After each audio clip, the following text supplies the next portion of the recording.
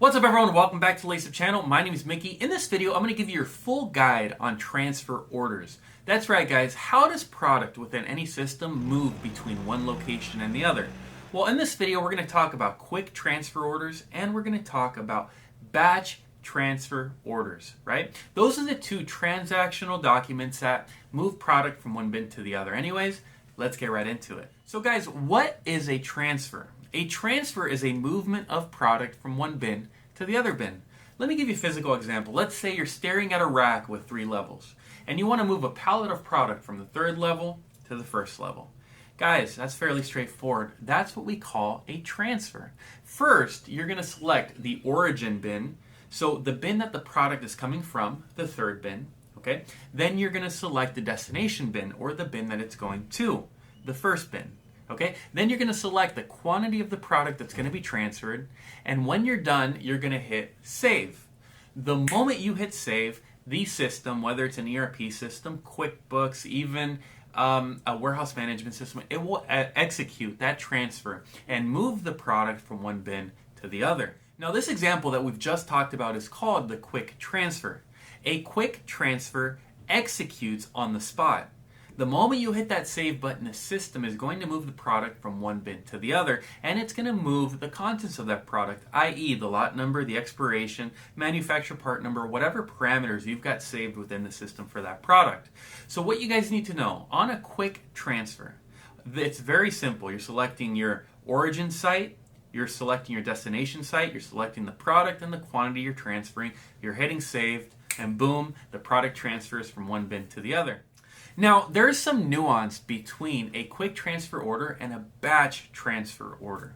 A batch transfer order combines multiple quick transfer orders into one document with a set of processes. So what do I mean? Batch transfer orders are traditionally used in a situation where you want to transfer product from one inventory area or location to another. So let's use this example. Let's say that you've got 2 warehouse locations, one in Tampa and one in Miami, Florida. And your objective is you want to transfer 5 different products from Tampa to Miami. Well, here's where the batch transfer order comes in.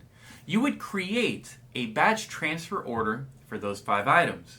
Now, the difference between the quick transfer order and the batch is that the batch now enters a picking process. So essentially, you have to pick that batch transfer order. You have to pick those 5 products from their corresponding bins in Tampa, okay, as if it were a sales order. It almost behaves just like a sales order because I am picking the product. Now, once the product is picked, the batch transfer order should reside in a status of picked. The next stage is you're going to pack all of that product, okay? That pack is going to officially decrease the inventory from your bin locations, and it's going to put the product in a staging bin. That's where all of a sudden you'll do a ship function. When you ship, okay, that product will immediately leave the warehouse that it was sitting in, and it will be transferred to something called an in-transit bin location. So let's say, for instance, you're transferring from Tampa down to Miami, and when you ship the product, it goes on to a semi-truck. Well, that semi-truck would be your in-transit location. Now, what's really interesting about these batch transfer orders is that they're not done after they've been shipped, whereas with a sales order, they are done when they've been shipped. So when these transfer orders get shipped, they're just in a status of shipped. There is an additional status that makes the difference between the batch transfer order and just the regular sales order, and that is when the truck arrives from Tampa to Miami, they have to unload the product down in Miami. And when that product is unloaded, there has to be a receiving process by Miami wherein they count all of the product that was shipped from Tampa and they receive it into inventory. Once they receive it, traditionally this is done on a scanner gun of some kind. Sometimes it's done on paper. It depends, again, what system you have in place. Nonetheless, when you receive that transfer order, it's going to become a received batch transfer order.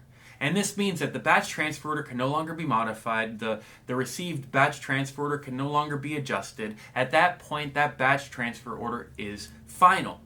So you can see that the batch transfer order has all of these processes surrounding it, from the picking to the packing to the shipping, all the way to the receiving, as well as all the corresponding movements of inventory throughout.